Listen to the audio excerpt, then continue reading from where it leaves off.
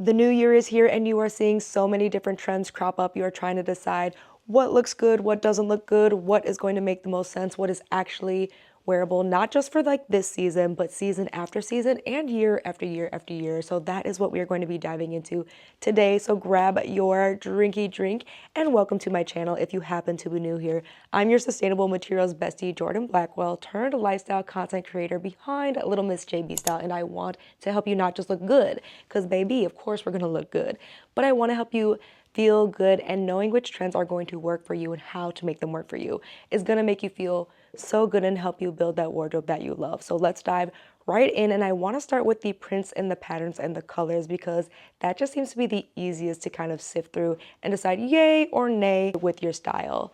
First and foremost, what is having a huge moment this year, and I am not mad, as a raised in Wisconsin girly, is plaid, and not just any plaid, but power plaid. And this is so easy because of course you might have that plaid jacket that you got from H&M or Lulu's just sitting in your closet and you've been waiting for a moment for it to come out and play. This is the season. And the other way I'm seeing this done really, really well is actually with this trend where you button two shirts together and you can either make a skirt or a really fun elevated basic top that not anyone else is going to have. And that is why I personally love the trends, because that does not mean you have to rush out and buy anything new. Sometimes it's just like seeing that right inspo to help you reimagine what you already own. So plaid is so wearable and so fun and having a huge moment, and you're going to be able to find this just about anywhere, especially right now. It is still cold outside, so a lot of brands are going to be carrying plaid pieces that you're going to be able to style up, style down, and work for your personal style. Next, not my personal favorite, I want to love it, but I just don't. It is polka dots. Generally speaking, when it comes to prints, if you're struggling to figure out how to make prints work for you, the advice that you're going to see everywhere is kind of choosing the size that matches your body size. So if you are slimmer, choosing the daintier polka dots is going to look cute. If you are somebody who's just mid-size, the medium-sized polka dots, and if you are somebody who is curvier, who is serving body, baddie, baby, then the bigger prints are going to work for you. And this is so fun because you can layer this under dresses, wear it as is. It's just having a really big moment coming into this year, and it's such a timeless print too. I will say that if you want to invest in a polka dot piece, you're probably going to be wearing it year after year after year. In line with that, a resurgence is sailor stripes. Again, not my personal favorite. I have just been taught as a pear-shaped girly to fear horizontal stripes at all costs, but I have seen a lot of girls do this amazing. And what's really trending when it comes to these kind of like sailor stripes right now, a micro trend to keep your eye on, is like rugby tops, rugby cardigans like this that look so amazing. They're so fun and easy to style, but also the classic prints as well. Just so fun, reimagined. We're seeing this in dresses and in tops. Super easy. Again, all of these prints are going to be so wearable for your 9 to 5 and beyond, and that's why prints I think are so fun to play with, because they can be very versatile. And as long as you choose like colors that you like and a style that you like, you're going to wear it year after year. Moving into colors, you're going to be seeing yellow again this year. I'm mixed because it really comes down to the shade of yellow, and this is what I'm going to tell you regardless of what color is trending anytime that you see it. Even if it's like a bright or a pastel, choose a color and a shade that you like. Okay, look, choose the color and the shade that you like. Okay, you do not have to be exactly mellow yellow. You do not have to be mocha chocolate brown.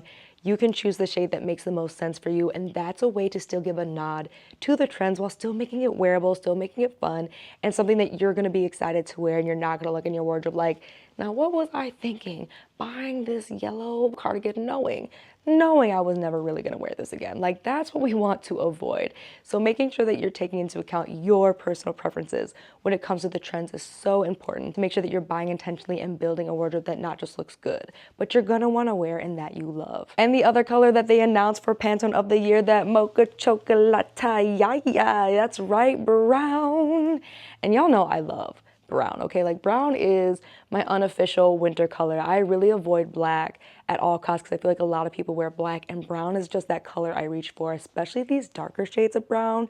They're so good. They're so fun. Still very slimming like black, but just is going to stand out because most people do reach for black, and you can just integrate this however you want to. And that's why the colors are also really fun, because if you like to wear tops, if you like to do monochrome, if you want to just add accessories, again, there's really no wrong way to play with like prints and colors when it comes to the trends. So you can be as like on trend and maximalist as you want, or you can be pared down, super chill, like, okay, I just got like a little bit of floral, I just got a little bit of brown here and there, and really, again, tailor these to your personal style and what feels good for you. Moving into the fabrics, because of course your sustainable materials bestie, like, I love a good fabric. The first one you're going to see a lot of this year, surprisingly, I know because it's winter, but again, these are for 2025 as a whole, is sheer. You're gonna see a lot of sheer and breathable fabrics, and I personally love this because they're such a fun way to add drama, especially the summer season when it's like, I need something on, but really I want to be naked.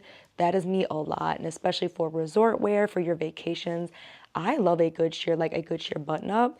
You can never really go wrong with that because you're going to be able to layer that so many different ways, and it's so fun. And you can even put it underneath your sweaters for the fall and for the winter, again giving you that longevity, because a lot of people, again, they go wrong thinking that trends mean just for right now, when the goal is, which of these trends actually suits my style that I'm going to really make mine, versus following the trends. We're just taking what we like, leaving the rest, right? The other fabric you're gonna see a lot of is suede, okay? We saw the rise of this, the Adidas, now we've got the Speed Catch. You're seeing this a lot because of the shoe resurgence that we're having. Also the bags, like the Coach bag that we have been seeing left, right, sideways, this one. Yeah, suede to me though is a timeless fabric. I feel like you're never going to be upset about the suede. I think the hard part is, of course, is finding quality suede, especially now when there is a little bit of a push to be more sustainable, so to not use leather and not use things that come from animals. So you're gonna see a lot of faux suedes probably coming onto the scene, but costing the same as suede. So this is a personal decision that you're gonna have to make. Like, as your sustainable materials bestie, having done leather developments for the automotive industry for 4 years, I understand there's a lot of misinformation around leather, around the practices, around its environmental impact, because I totally understand that it's two different arguments happening. So you really need to go with what makes sense for you personally. I don't shame real suede, I don't shame real leather, but it really is important to figure out where those animals are coming from, because there are farms that do humane practices. There are farms that are making sure that these are really sustainable, low environmental impact processes, but that just isn't what is normally mass produced.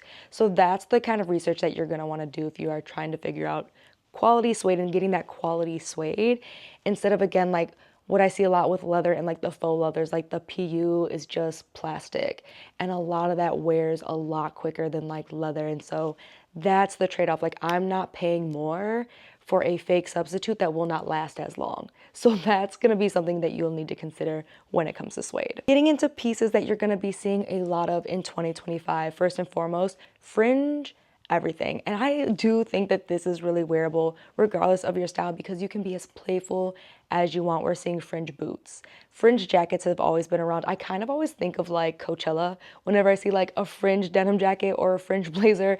And of course, like my holiday blazer, I think of the holidays, but they're coming out with so many fun styles. I personally have this Kai Collective skirt with the fringe bottom. I also have this dress from & Other Stories. So this can be really, really playful and still be wearable depending on the piece that you specifically choose.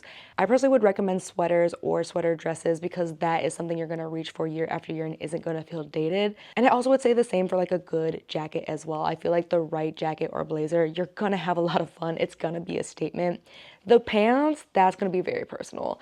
Like skirts, also very personal, because it's like your comfort level, and then the style can easily go like from really fun to like, ooh, super outdated very quick. So just keep that in mind as you're thinking about the fringe pieces to choose. The other thing that you're gonna see, okay, we have created a new word, scant, okay? It is the skirt over pants one piece, okay? Like, not the layering of skirt over pants, which is trending. We'll talk about that in a second, like the styling that is trending. But the actual piece you will be seeing a lot is this, like an actual skirt tied into an actual pair of pants. This is wearable. I will say it doesn't look at it at first glance, but what I love about this is depending on the pieces you already have in your closet, this is something that you can recreate with what you already own. If you have a fun skirt to layer over some fun pants, I personally love a good like tunic sweater dress.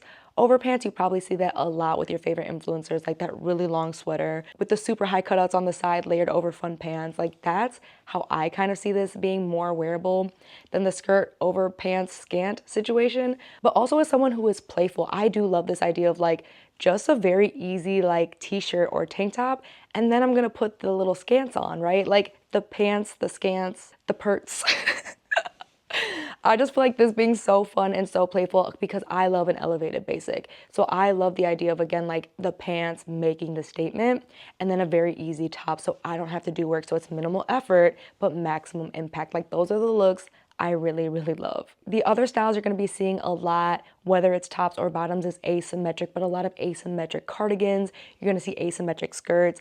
This is so wearable and so flattering for every single body type. It's just about finding the right piece for you. And again, it's that elevated basic. Like what we are seeing a huge push away from, even though like old money and quiet luxury and all of that's still very much having its own moment, is we're seeing just like a non-basic take on that. And that's what I do love about, I would say, the asymmetric stuff, is because it allows you to still wear like your very casual pieces, still give kind of off-duty and very laid back, but it's more styled, it's more fun, which for me, I personally like. Like I said, it's that balance of what's my personal take on this, but still wearable that, again, if you're not somebody who enjoys standing out, you don't stand out like a sore thumb, but you're still adding you into your outfits. You know what I mean? And asymmetric pieces really give you that option where it's like, again, not super over the top, but just something a little different that's gonna make people look at you 2 times like, now wait a minute, where'd you find that at? Cause you looking real good. Like, I'm scared of you.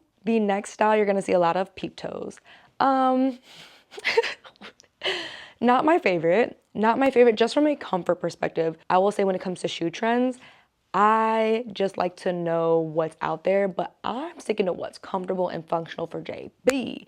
For me, I am not about to put on uncomfortable shoes for the sake of being on trend. Okay, like there's a reason the moose knuckle shoes, like those are gonna wedge in between my toes. I just know it. I just know it. And I'm not about to be uncomfortable in my shoes. I'm not. So that's why I personally want to pass on the peep toes, but it is super wearable, it is super easy, and it goes with a lot of different stuff. So I wanted to share that because just because it isn't for me does not mean it may not be for you. And again, it's super wearable. It's just another style of shoe to reach for, especially for spring, summer, and fall. Going into styling, so I really love this because, again, talking about some of the hacks I shared earlier, I just love trends to give me new inspiration. So doubling down on the scant is dresses over pants. And again, so easy because the other way I think about this too, not just with sweaters over pants because it's cold, I'm in winter mode, but in the summer, like long button-up tunics over flowy pants, right? Like this kind of look.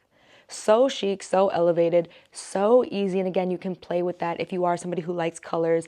Add a bunch of bold jewelry if you are somebody who loves to over accessorize. This is such a good blank canvas kind of fit that really does work regardless of your style. And I really think you want to pay attention to your proportions in terms of the length of the dresses. Like I personally feel as though for every single body, a maxi dress with the right pants is never a bad option because it's always going to kind of graze where you need it to graze, but give you that coverage and the length. You don't have to worry about like stopping in a weird place to make you look shorter, and you don't have to really worry about all those other things that come with like midi styles or mini, you know what I mean? If you're gonna do like a mini shirt dress where it still goes a little bit further, like say to your mid-thigh.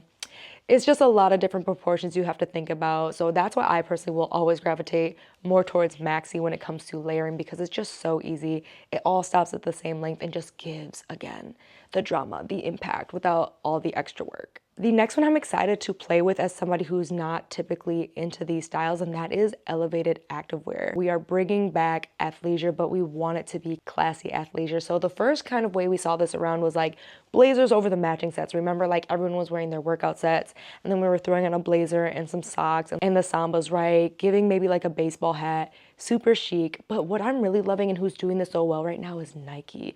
Like they're releasing these jumpsuits, these pants, like Like, they are doing a good job of like, it's my sweatpants, but elevated. I really, really am trying to get my hands on these black pants because I feel like these would be so fun, even for the 9 to 5, because you just have that tailored effect, but you're still cozy, you're still comfortable. So that's kind of the way you're gonna see this play out for a lot of people in 2025, is just actually buying elevated athleisure. Like, we're not layering a piece over it. The athleisure pieces you're buying are actually going to be elevated themselves, that basic piece that you'll reach for to swap out your pants or swap out your top, but still looks almost like workwear or just stylized, which is so fun and so easy and so breezy. And those are the most wearable trends. There are definitely more that you can play around with, but these are the ones that I feel like, regardless of your style, regardless of your body shape, you're gonna be able to play with and really look good and wear year after year, and you're not gonna regret investing your money in. And if you like videos like this, helping you find quality pieces, what's not just gonna look good, but feel good and last, make sure you hit the subscribe button and turn on the notifications. Don't miss a video from your girl. And if you enjoyed this video, I know you're actually gonna enjoy my try-ons and hauls, because I go even more in depth on all the things that I look for from your sustainable materials bestie to find the best pieces at any price point regardless, and of course just what else I look for when buying. So let's hang out more over there, and thank you so much for watching this video.